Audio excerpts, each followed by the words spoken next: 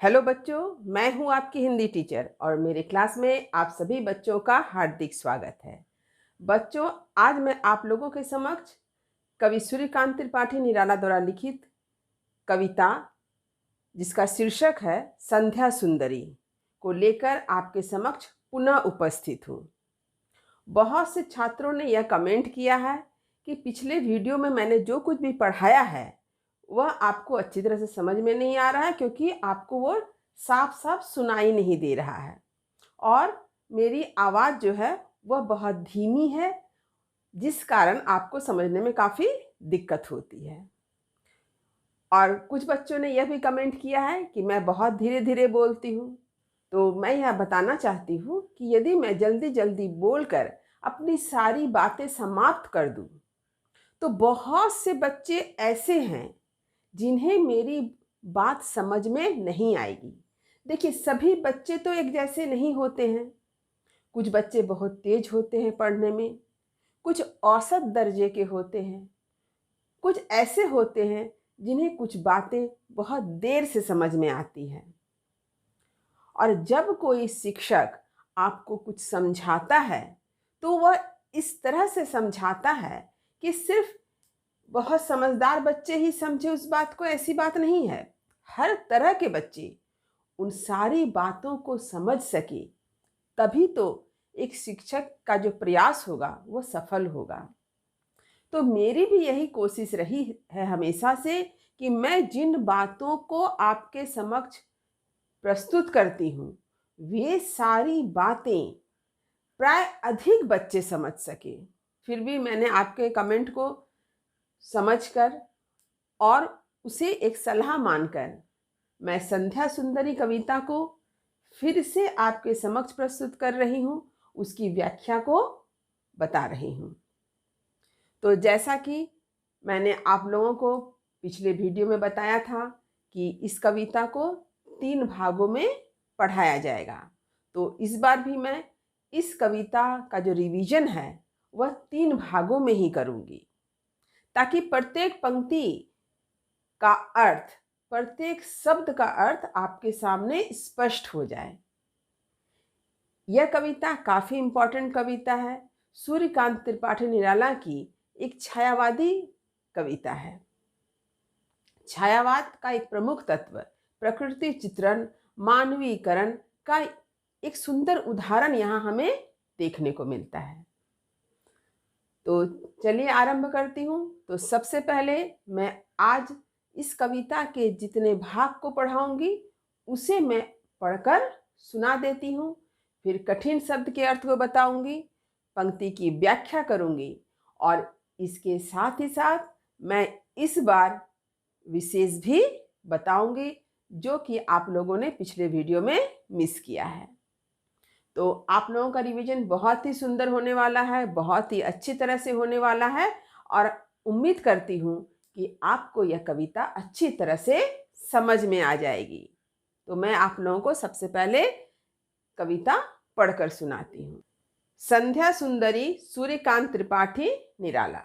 दिवसावसान का समय मेघमय आसमान से उतर रही है, वह संध्या सुंदरी परी सी धीरे धीरे धीरे। तिमिरांचल में चंचलता का नहीं कहीं आभास, मधुर मधुर है दोनों उसके अधर, किंतु जरा गंभीर नहीं है उनमें हास विलास। हंसता है तो केवल तारा एक, गुथा हुआ उन घुंघराले काले काले बालों से। हृदय राज्य की रानी का वह करता है अभिषेक। तो आज मैं इस कविता के इतने ही अंश की व्याख्या प्रस्तुत करूंगी। तो चलिए कठिन शब्द के अर्थ को देख लेते हैं। देखिए, दिवसावसान यानी दिन की समाप्ति। दिवसावसान में 2 शब्द हैं, दिवस और अवसान। दिवस यानी दिन, अवसान माने समाप्त होना।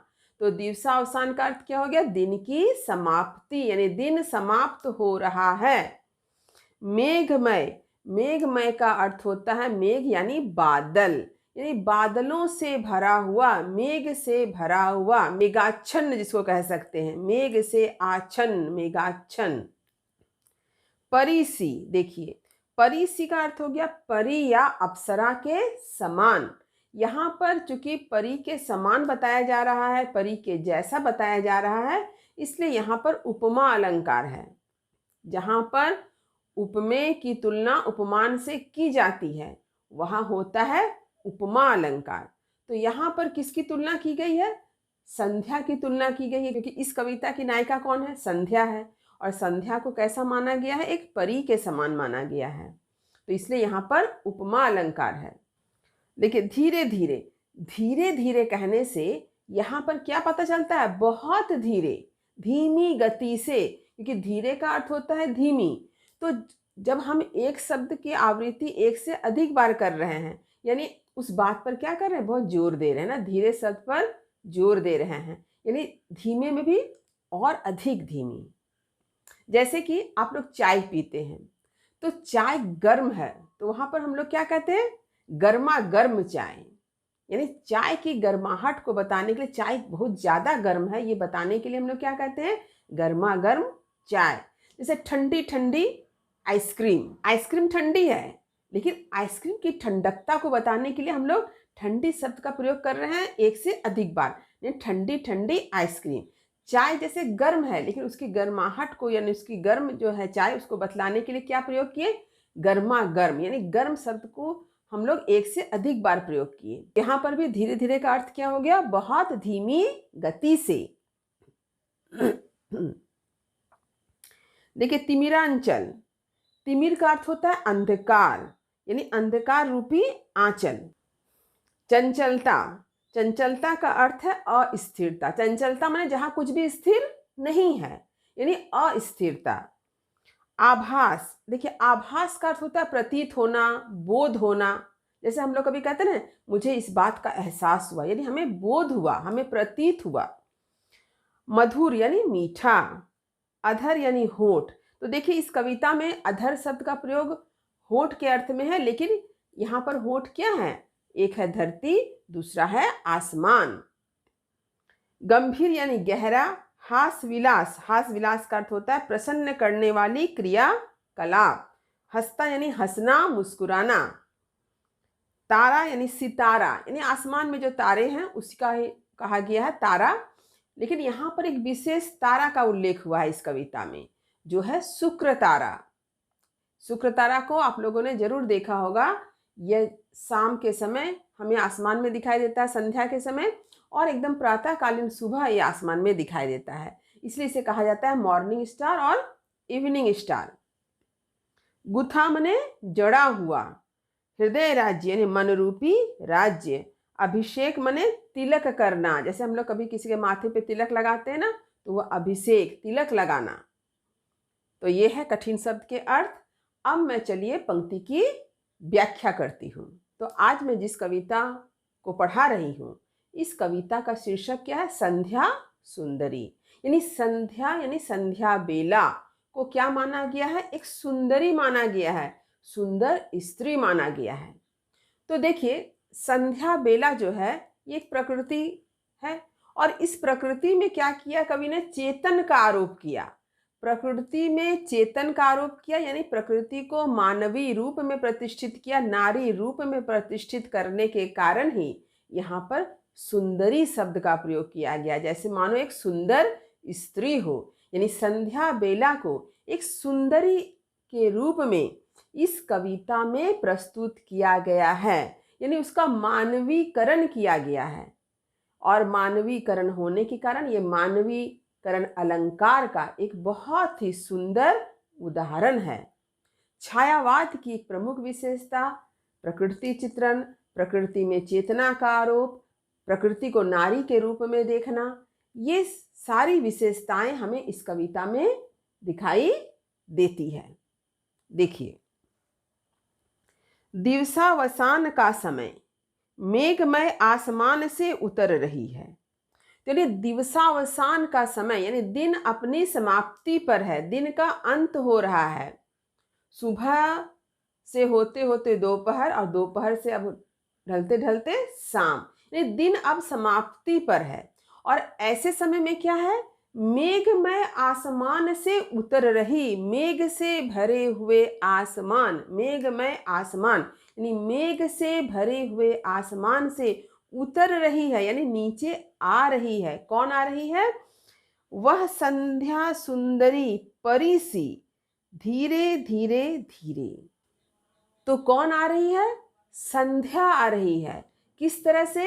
एक सुंदर परी की तरह, सुंदर परी के जैसे बड़े ही धीरे धीरे आ रही है।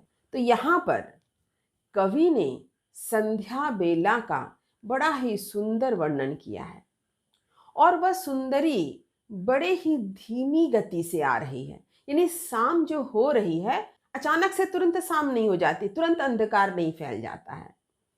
यहाँ पर कवि बताना चाहते हैं बड़े ही धीमे गति से संध्या जो है इस धरती पर आ रही है, इस धरती पर फैल रही है।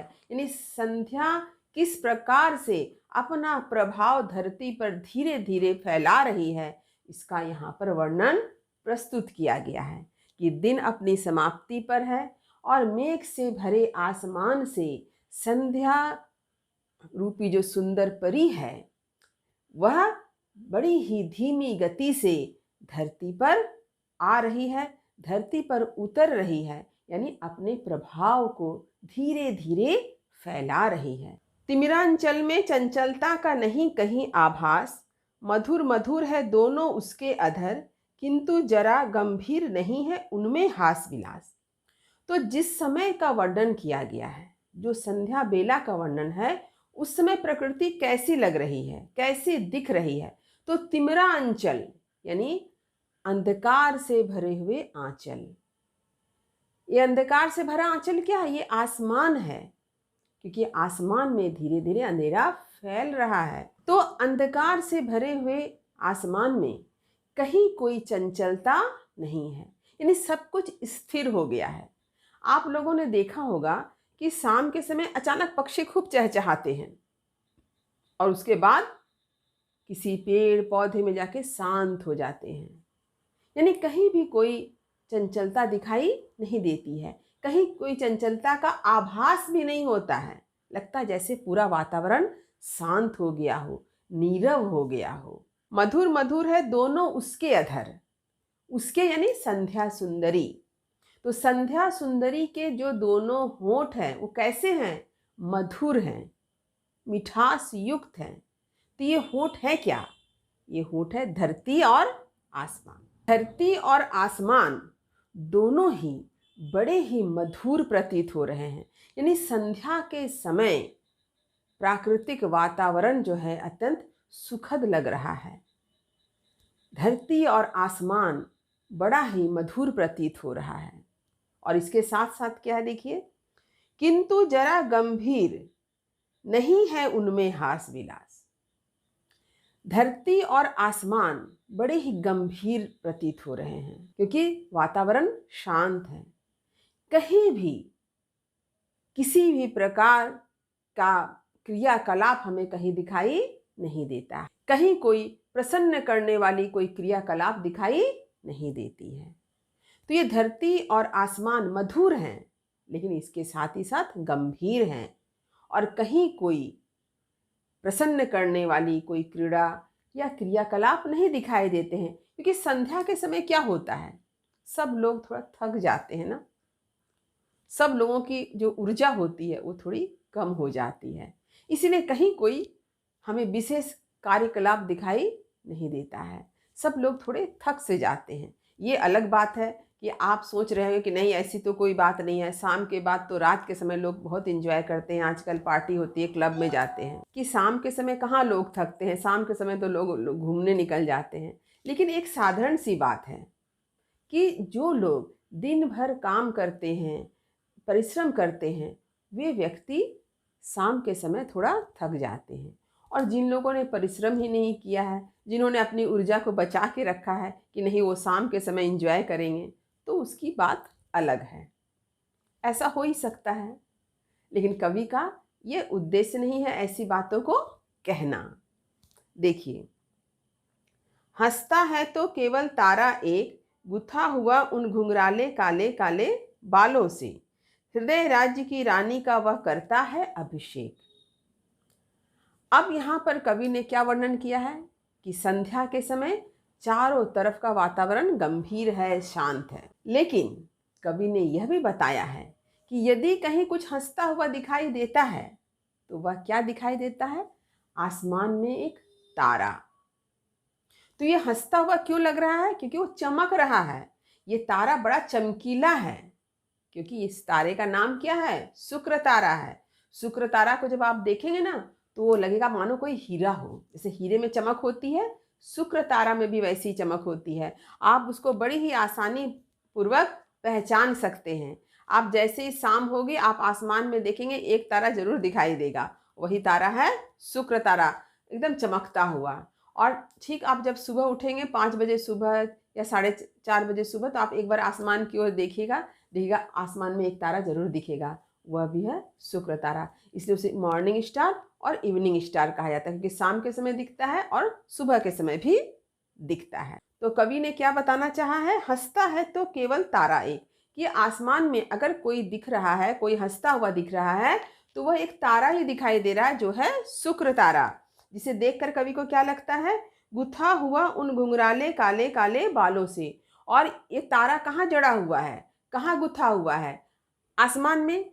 और कवि ने आसमान को क्या बताया है? संध्या सुंदरी के काले केस राशि।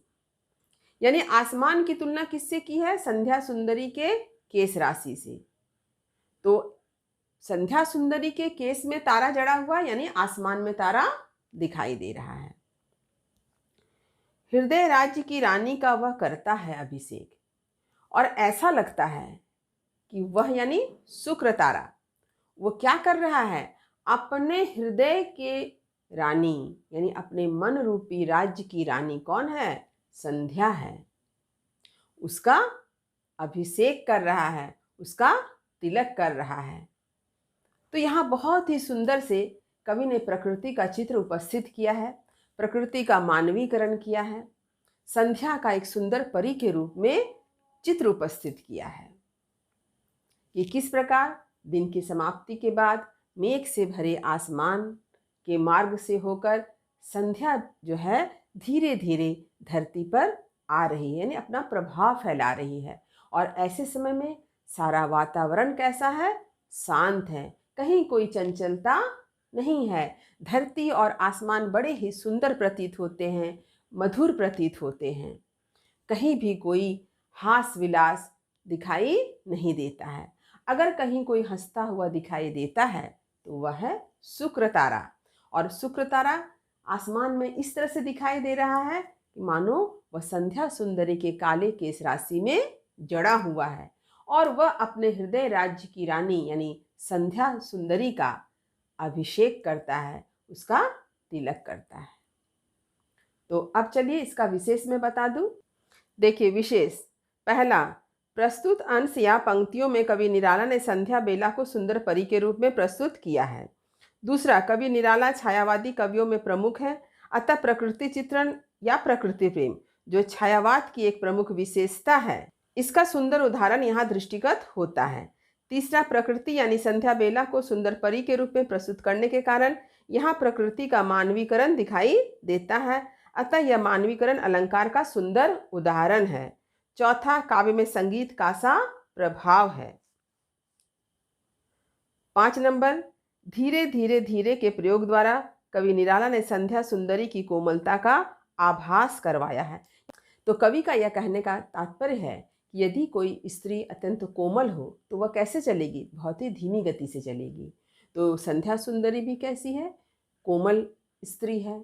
उसकी कोमलता का एहसास कराने के लिए ही यहाँ पर धीरे धीरे धीरे शब्द का प्रयोग हुआ है। अगला देखिए, मानवीकरण अलंकार के साथ साथ उपमा अलंकार ने परिसी, छेकानुप्रास, मधुर मधुर, काले काले का सुंदर प्रयोग हुआ है। तो यहाँ पर आप ध्यान दीजिएगा, ये मधुर मधुर और काले काले जो छेकानुप्रास है, यहाँ पर हम इसे पुनरुक्ति अलंकार के उदाहरण में भी लिख सकते हैं, क्योंकि यहाँ पर मधुर शब्द का 1 से अधिक बार आवृत्ति है, काले शब्द का 1 से अधिक बार आवृत्ति है, इसलिए यहाँ पर पुनरुक्ति अलंकार भी होगा। इसे भी आप लिखिएगा। मैं जब इसके प्रश्न उत्तर चर्चा यानी MCQ क्वेश्चन पर बातें करूंगी तब मैं आप लोगों को इसे बता दूंगी। अगला, काव्य भाषा खड़ी बोली हिंदी है जो तत्सम प्रधान तथा कोमलकांत पदावली से युक्त है। तो उम्मीद करती हूँ कि आज मैंने संध्या सुंदरी कविता के जिस अंश को समझाया है उस अंश को आप अच्छी तरह से समझ गए होंगे। वीडियो को लाइक करें, सभी पढ़ने वाले विद्यार्थियों में इसे शेयर जरूर करें। जो बच्चे मेरे चैनल पर नए हैं वे चैनल को सब्सक्राइब करना ना भूलें ताकि हर नई वीडियो का नोटिफिकेशन आपको समय समय पर मिल सके। तब तक पढ़ते रहिए, जीवन में आगे बढ़ते रहिए। मेरी शुभकामनाएं आप सभी बच्चों के साथ है। धन्यवाद।